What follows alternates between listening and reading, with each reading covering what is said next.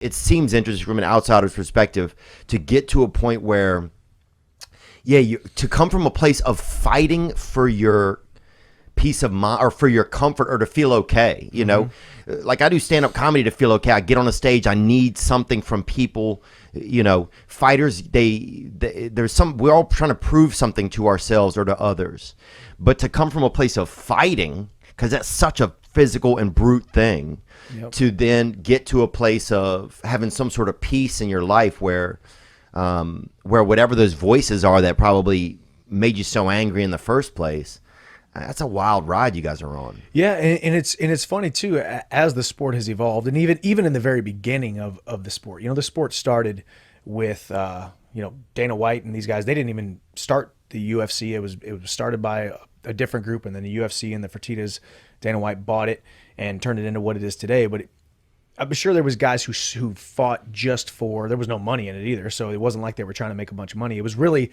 who was the toughest, who's the baddest dude on the planet from what vocation, from what background. You got your boxer. There was a boxer wearing one boxing glove where he could throw a jab, but he could also grapple. You had your karate guys, your sumo wrestling guys, your street fighters, your whatever. Backflipper. Some guys get in there, just do a backflip and then get their ass kicked. Yeah, exactly. You know, so that's how it kind of started, and then it evolved into the sport of, okay, we can make a living out of this, or it's just a really cool hobby. So you saw guys who kind of came from a place of anger, but then you see a guy like myself.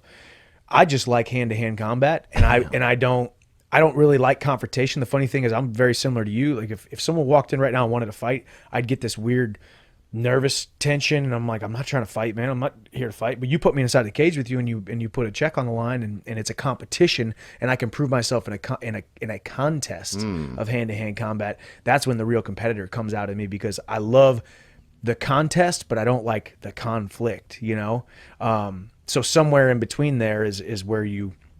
So some of your drive comes from the competition aspect of it. No, all of it does, I think. I mean, at this point, I realize that all of my admirers, fans, or people who follow me on my platforms or want to say, man, that guy's a guy that I want my kid to be like. They don't do it because I can kick people's ass. Like, they don't care about that.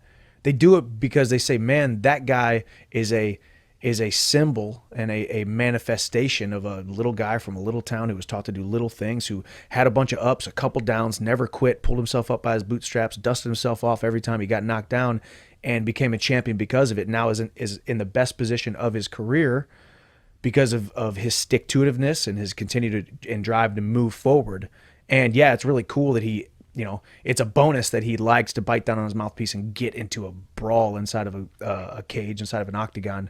But really, we like him for the symbol of what he is, the metaphor for what his career stands for. And I think that's what I like, because to me, fighting is so much deeper than just the 15 minutes inside the cage, the 25 minutes inside the cage. It's how you live your life, the honor, the respect, the integrity, and the character that you can build. Because someday I'm going to be retired. I'm going to look back and say, man, that was a really fun ride. It was painful at times, but man, I impacted a lot of people throughout it, and we had a really good time and made some coin to be able to take care of my family.